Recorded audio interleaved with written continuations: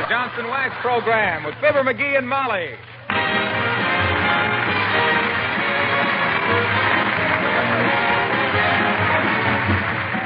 The makers of Johnson's Wax and Johnson's Self-Polishing Glow Coat present Fibber McGee and Molly, written by Don Quinn, with music by the King's Men and Billy Mills Orchestra. The show opens with Blow, Gabriel, Blow.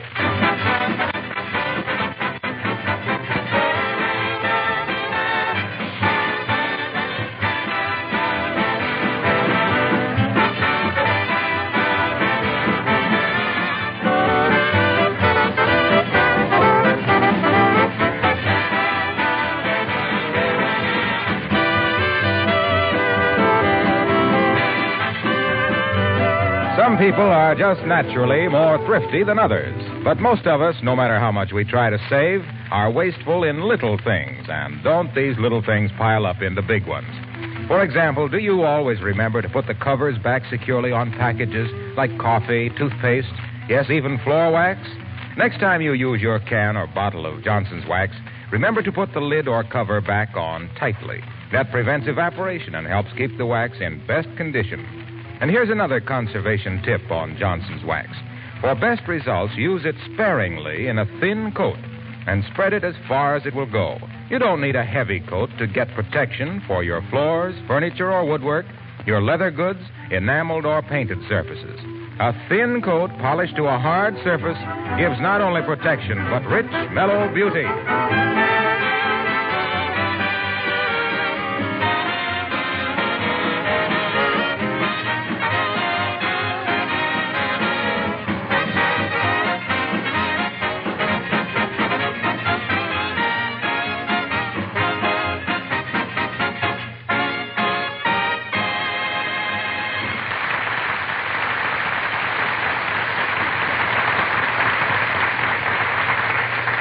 The way to a man's heart may be through his stomach, but if you want to take a shortcut, go through his ego. As witness, Mrs. Uppington talking to Fibber McGee and Molly. So what did you tell your nephew, Uppy? I told him to come and see you, Mr. McGee. Oh, but fine. you were just the man to give him some advice on how to get on in the world and to make something of himself. You don't mind? Oh. Mind. Look at him, Abigail. He's as proud and happy as a man who doesn't own a car, can't eat sugar, and hates coffee. You send that boy to me, Uppy. I'll put him straight. Oh, splendid, Mr. McGee, splendid. He's not a bad boy, just at loose ends. What do you mean, loose ends, Abigail? Well, the last I knew, he was a cook in a spaghetti place. Oh, I see. Loose ends. I see what you mean. Well, how's he for the Army and Navy, Uppy? Oh, he's tried many times to enlist, Mr. McGee, but they've always turned him down. Why? Oh, for mere boyish pranks. Forgery, for one thing. Forgery? You call forgery a boyish prank? What's murder to you? Disorderly conduct? Oh, but it was a boyish prank in this case, Mr. McGee. Yeah? He wanted the Army to think he would be a good soldier, so he signed his application, Ulysses S. Grant. Well, I can understand that, Abigail, but why did the Navy refuse him? His reflexes were too good. Too good? Yes, yes. When they tapped him on the knee with that little rubber hammer, he kicked the doctor right in the jaw. A simple case of overenthusiasm. He tried for the Marines, Uppy? Indeed he did, Mr. McGee, but he was turned down for deafness. Deafness, eh? Yes. It seems he didn't hear them when they told him to put the sergeant's watch back where he got it. I think the boy is just full of high spirits, Abigail, and maybe just a touch of larceny. Well, I can handle him, Uppy. I'll make him brace up and act like a man. I'll tell him how I started out as a ragged little newsboy. Saved my money, went to night school. McGee. Huh? Remember, this is Tuesday. So what? Meatless day. Huh? Save the bologna. Well, I'll send him over here this evening, Mr. McGee, and you give him a good talking to. He thinks very highly of you. Just leave it to me, Uppy. It's obvious the boy just got in with a tough crowd, that's all. Associated with the wrong people. How does he spend his spare time?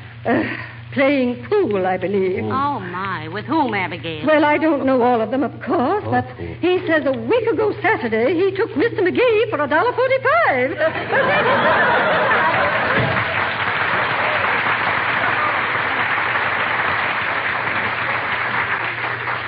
A week ago Saturday. I don't remember that. Look, my ragged little newsboy. Aren't you getting a little out of your depth? What you mean, out of my depth? Setting yourself up to giving young men advice. Who do you think you are, Horace Gridley? That was Horace Greeley. Well, you know me. I don't know one horse from another. Anyway, now, when her nephew comes over here tonight, I hope you... Say, what's his name? His name? Oh, you know his name. His name is... Now, wait a minute now. You should know it. You played pool with him, she said. Doggone it, I don't know everybody I play pool with. That's the trouble. You're associating with the wrong crowd. Oh. Bad company. Say, incidentally, when did you ever go to night school? Well, it was just the same as night school. They kept me in so often I never got home till after dark. What is that guy's name? Shucks, I know his name as well as I do my own. And what is your name? My name is, now, wait a minute. I got it right here on my driver's license. Fibber McGee. Oh. How do you do? Very glad to make... Oh, cut it out. I'm trying to think. I got to think of that kid's name. Oh, I know. What? I'm going to get down to that spaghetti place where he works and get some dope on him. I'll be right back. Wait a minute, I'll go with you. Huh? You'll forget his name before you get home. Is there any gasoline in the car? Yeah, but it's got 2 flat tires. I'll call a cab. Oh, now, McGee, spending all that money just... Molly, this is worth it. A boy's future is at stake. It's a great responsibility. Why, when I think how I struggled up the ladder of success, scrimping and saving and burning the midnight oil to... Hey, where are you going? To get my hat. Mrs. Uppington's nephew may have to listen to that malarkey, but I don't. You call a cab, I'll be right down, dearie. Ah, boy, what a chance to be a good influence in a kid's life. Now, look here, son, I'll say. Every clean, living, red-blooded American boy has got... Hi, mister. Beat it, sis. I haven't got time to talk to you today. I got to mold a character. Oh. You see, my boy, us men who have reached the top of the ladder... Hey, mister. Quit shaking the ladder. I mean...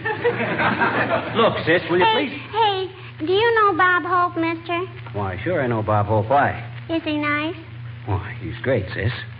There ain't a guy in show business that gives more of his time and his work to a good cause than Bob Hope. Oh. He's not only a sincere American, but he's a great comedian. And he's got one of the best radio shows on... Hey, what am I saying? Why do you want to know about Bob Hope, sis? Well, maybe I better tell you first, mister, that the Junior Red Cross is calling for new members between November 1st and 15th. Well, that's fine, but I don't quite And it's up to us kids to show we're interested in it so we can get our teachers to introduce it in our classroom activities, I betcha. Well, good for you, sis. But what does Bob Hope It's awful important, mister. Huh? Gee, did you know that ever since President Wilson started it in the last war, the Junior Red Cross is going to be the biggest organization for us kids in the world? Well, that goes without saying, sis. You're too late. I already said it. I know what I meant to say. Did you know that the Junior Red Cross collected almost 1 million pounds of scrap 3 months after the war started? Did you, mister? Did you? Did you? Well, I can't say that... And did you know that we donated over $300,000 for relief of children in war zones? Did you? Did you? Yeah, well, $300,000 bucks. Did you know the Junior Red Cross sent over 100,000 gift boxes to 33 countries last year? Did you? Did you? Well, no, I never realized. I bet you didn't even know we donated over 3 million comfort and entertainment items to our armed forces, I bet you. Well, sis, this begins to sound like an important hunk of business. What's the procedure as to getting the grip and the password? Well, we... I says, what does a boy or girl got to do to join up? Oh, it's easy, mister. All they got to do is ask their teacher to get in touch with the local Red Cross for complete information. Well, that's very interesting. And I'm glad you told me about it, sis, because... Hey, wait a minute. But why were you asking about Bob Hope? Well, we got to get this message across to a whole lot of people, mister, and I thought if you knew Mr. Hope, maybe you could get him to put it on the radio.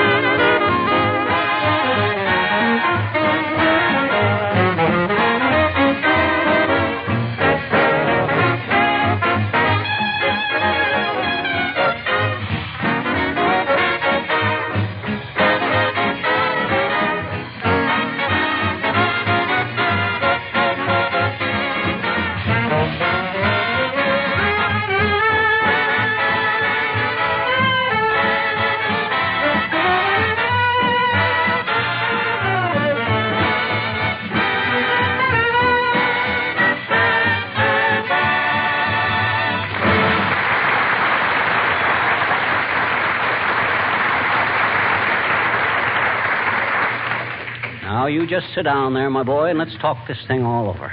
I'm not going to lecture you. I was a young fellow once myself, but I was ambitious. Started out as a ragged little newsboy. One day, a rich customer gave me a $5 gold piece, thinking it was a quarter, and he was gone before I discovered the mistake. Well, sir, I'll admit I was tempted, but my better judgment won out, and I never told him about it. That's why I always say to you young McGee, fellas... who are you talking to? Huh? Oh, nobody. Just rehearsing what I'm going to tell Uppington's nephew tonight. Ragged little newsboy. Yeah? Say, you couldn't sell papers at 3 for a cent if Mussolini shot Hitler 96-point type.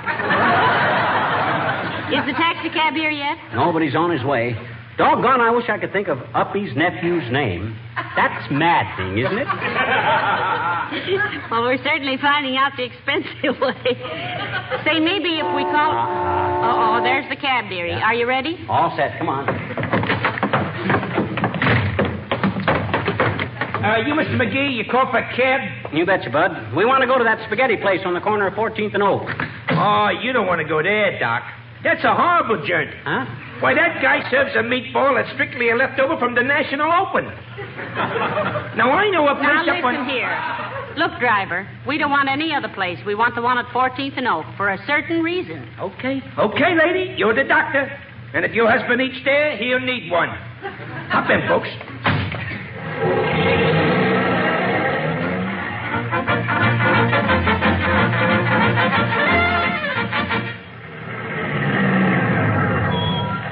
Well, here you are, folks. So you better wait for us, driver. We'll only be in here a minute. Lady, a minute in that joint is the experience of a lifetime. Now, me personally, I got a bad case of romaine eaten in there one night. You mean ptomaine, bud. Romaine is a kind of a lettuce. Well, maybe it was the lettuce, Doc, but it sure give me a bad case of romaine. Come on, McGee. Can't you hear that meter going jingle, jangle, jingle? Okay, we'll be back in a minute, bud. Well, hello there, kids. Welcome to the Chateau Ravioli. Well, for goodness sakes, Mr. Oldtimer. How long you been working here? Seems like ages, daughter. Started this morning. What do you have, kid? What would you recommend? I'd recommend you eat someplace else, Johnny. We didn't come here to eat anyway, Oldtimer. We just want a little information. You know Mrs. Uppington? Sure do, Johnny. Ain't she one of them Mabels and Sables that always looks like she was being drugged with a check rein? That's a perfect description. You know, she had a nephew working here a few days ago, and we wanted to find out something about him. Yeah. Oh, him. Kind of a musical kid, eh? Musical? Yep. Boss caught him playing pennies from heaven on the cash register. Fired him right out on his second day of work. Well, now tell us, what was his name? His name? Name. Yes, name. N-A-M-E, name.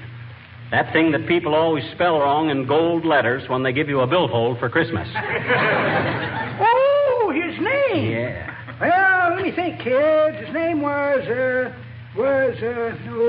dread it, know it as well as I do my own. Oh, my, this is taking us up more blind alleys than a bowling ball.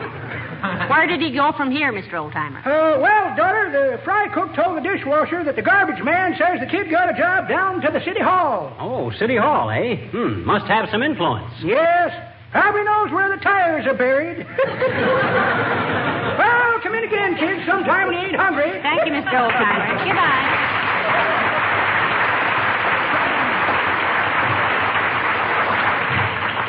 All right, Bud, take us to the City Hall. Okay, Doc, any way you say.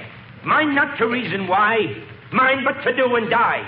Into the value of debt flow to 600. Cannon to the right of them. Cannon to the left of them. Cannon to the behind of them. Cannon... Gee, don't you get a bang out of poetry, Doc? Look, Swinburne, it isn't your rhyme that frightens us. It's your meter. Let's get going. Lady, yours is the master. I am your slave. Consider my taxi cab your magic carpet to whisk you away to follow. Ah, now he thinks he's Fitzpatrick. Come on, get going. Doc, yours is mundane.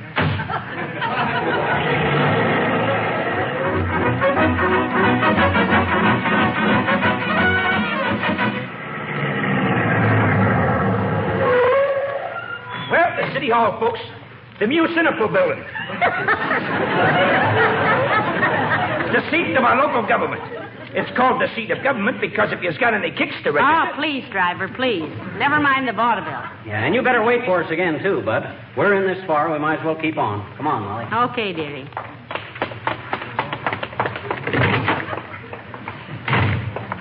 Now, where do we go, McGee? To the mayor's office. I'm a great believer in going right to the top. I noticed that when you took me to the show the other night. Huh? We sat so high they had oxygen tanks under the seats. Well, hello there, folks. What goes on? Hello, Mr. Wilcox. We got to see the mayor on a little business, Harlow. Hey, do you know Mrs. Uppington's nephew? No, I can't say I know him exactly. I've met him. Kind of a roughneck. Why? Oh, well, what's his name? Well, his name is, well, I know his name as well as I do my own, but I can't remember it. Nah, nobody can remember that guy's name. He's as anonymous as the Iron Man in the mask. You mean the man in the iron mask, Fibber? It was not. It was the Iron Man in the mask. I think Mr. Wilcox is right, dearie. Well, I know better, Molly, begging your pardon for the argument. I remember everything I read, word for word. Do you really? Yes, I do. All right. What does the label on a can of Johnson's Glow Coat say? Oh, he's got you there, McGee. Oh, no, he hasn't. Now, let me think a minute. It says Johnson's Glow Coat Floor Polish. Yeah, that's right so far. Then it says Glow Coat is a marvelous floor polish that needs no rubbing or polishing. Yeah. Easy to apply, shines as it dries to a bright, transparent luster. Right. Made for use on linoleum, rubber, asphalt base, terrazzo, whatever that is, and varnished or painted wood floor. Well, how's he doing, Mr. Wilcox? Why, it's marvelous, word for word. Go on, Fibber. Then it says especially suited for kitchen linoleum and all floors which are frequently mopped because of ease with which Glow Coat finish can be renewed. My God. Covers 3,000 square feet to the gallon. Keep from freezing, made in the USA. Then on the other side of the container... Heavenly day. Fibber, I never heard anything like it. That's terrific. How did you ever learn to do that? Oh, it's just a trick. Anybody could do it if I told them how. Well, if your memory is so marvelous, why can't you remember the name of Mrs. Uppington's nephew? Simply on account of I never read it anyplace. Well, I'll have to admit, pal, that you're slightly colossal. Wait till I write the Johnson people about this. It's amazing. I think I'll go and call them up right now. I'll see you later, folks. And from now on, it's the Iron Man in the mask.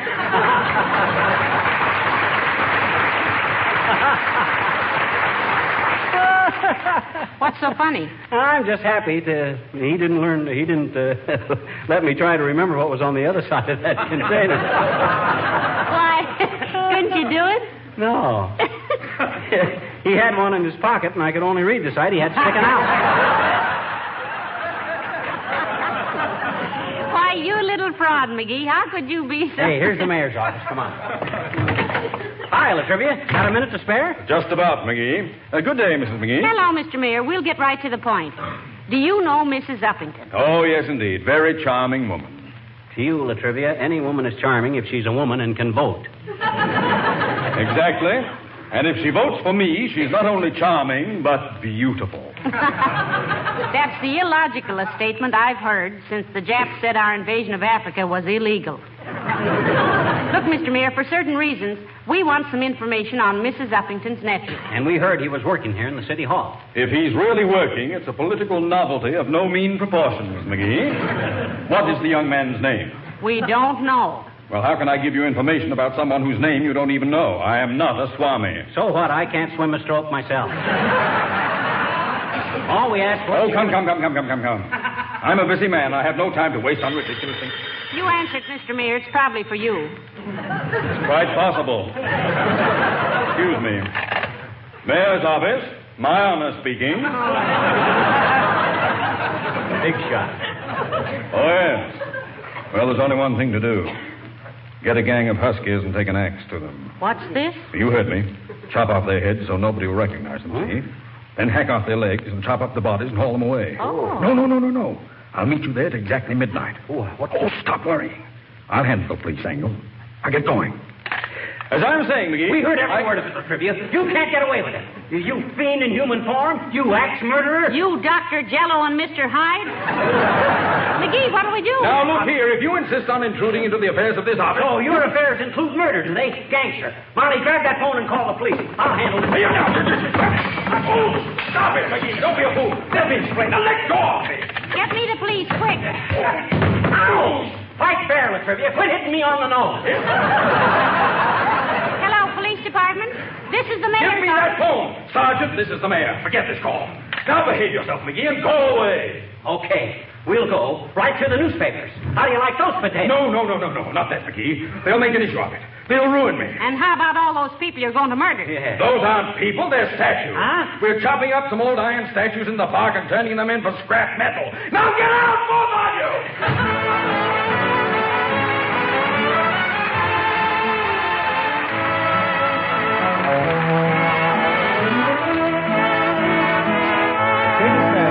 This is worth fighting for. Last night through my open window, I saw the starlight gleam, and then the starlight faded, and through the mist of a dream,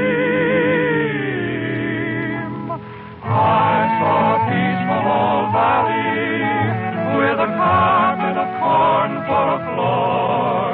And I heard a voice within me whisper, this is worth fighting for. I saw a little old cabin and a river that flowed by the door. And I heard a voice within me saying, this is worth fighting for. Didn't I build a cabin? Didn't I plant that corn? Didn't my folks before me fight for this country before I was born? I gathered my loved ones around me, and I gazed at each face I adore, and I heard a voice within me singing, this is worth fighting for. Didn't I plow that valley? Didn't I reap that corn? Didn't my father's father battle for freedom when freedom was born? I gathered my loved ones around me, and I gazed at each face I adore. And I heard a voice within me thunder, this is worth fighting for.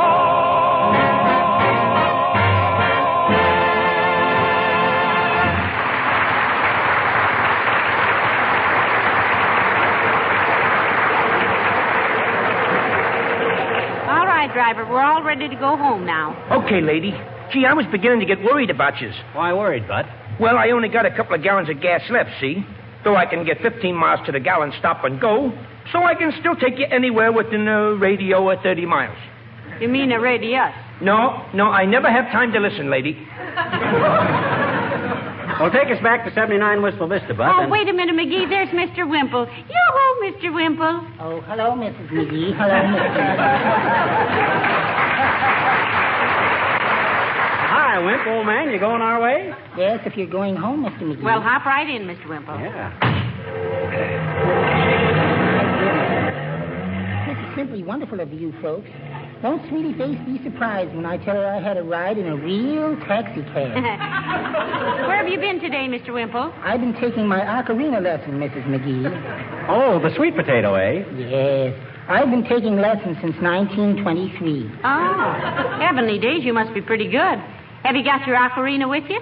Oh, no, I haven't got one. You haven't? No, I haven't got that far yet. Boy, Sweetie Face slams you around, Wimp. You better skip the sweet potato and study on the harp. Oh, she doesn't mean any harm, Mr. McGee. She's just playful. Oh. We were playing drop the handkerchief all morning. Oh, you were really? Was it fun? Not much. She dropped the handkerchief out the upstairs window, and then I'd have to bring it back in the house. You mean she made you run all the way down the stairs and get the hanky and run back upstairs with it? Oh, no, Mr. McGee.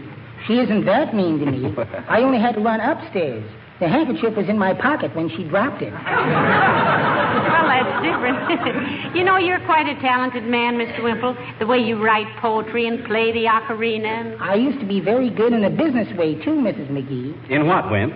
Salesmanship. Oh. They called me a red-hot salesman. What were you selling? Red hot.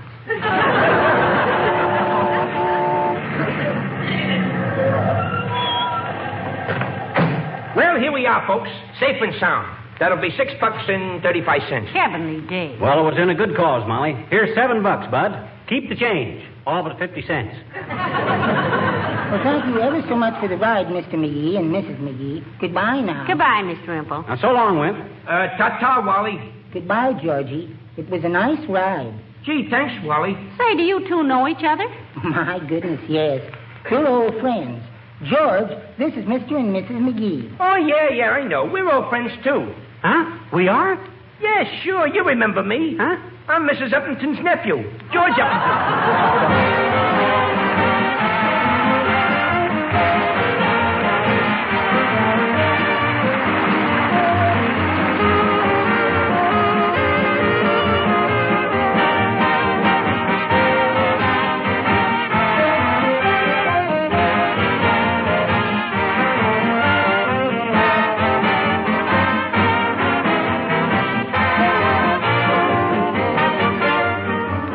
If you have Venetian blinds at your windows, you've probably noticed that they get much dirtier in winter than in summer. We receive many letters from women telling us that right about now is a good time to wax these blinds with genuine Johnson's wax. Not only because they soil less readily, but because cleaning their waxed surfaces is so much easier. And while we're on the subject of windows, how many of you have waxed your window sills recently? When dirt and rain come in at an open window, they can't do much harm when the finish is protected with a coat of Johnson's wax. And again, cleaning is easier, and waxed surfaces add great beauty to a room.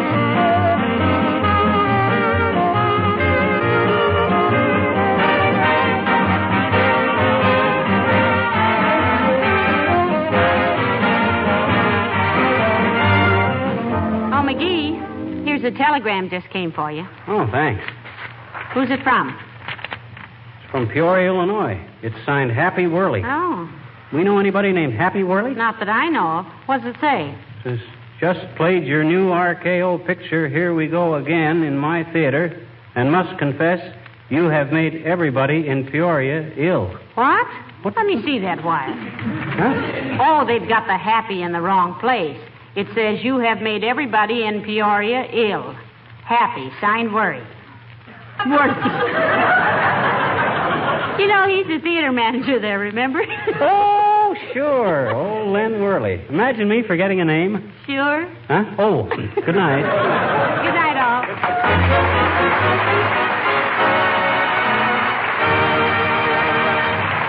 The characters of Wallace Wimple and the Oldtimer heard on this program were played by Bill Thompson. This is Harlow Wilcox speaking for the makers of Johnson's Wax Finishes for the home and industry. We invite you to be with us again next Tuesday night. Good night. This program has reached you from Hollywood. This is the National Broadcasting Company.